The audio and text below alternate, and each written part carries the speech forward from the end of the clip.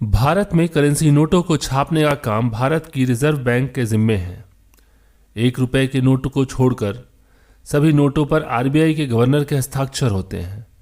किसी भी नोट पर मैं धारक को 100 रुपये या 500 रुपये अदा करने का वचन देता हूँ जरूर लिखा होता है। यह आरबीआई के गवर्नर की शपथ होती है कि जिसके पास भी वह नोट है उसको हर हाल में उसकी लिखी गई कीमत देने का दायित्व आरबीआई के गवर्नर का है।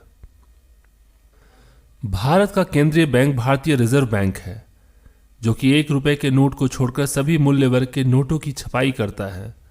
ज्ञातव्य है कि 1 रुपए के नोट पर भारत के वित्त सचिव के हस्ताक्षर होते हैं, जबकि अन्य नोटों पर भारतीय रिजर्व बैंक के गवर्नर के हस्ताक्षर होते हैं। सन 1935 से पहले मुद्रा छपाई की जिम्मेदारी भारत सरकार के पास थी। भारतीय रिजर्व बैंक की स्थापना 1 अप्रैल 1935 को भारतीय रिजर्व बैंक के अधिनियम 1934 के तहत की गई। इसका मुख्यालय मुंबई में है।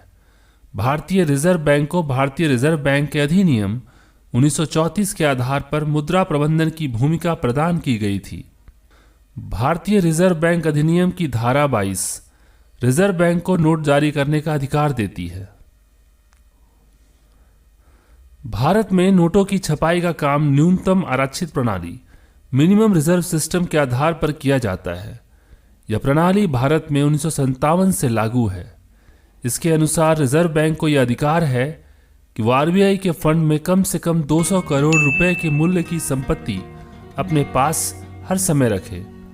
इस 200 करोड़ में 115 करोड़ का सोना और शेष 85 करोड़ की विदेशी संपत्ति रखना जरूरी होता है।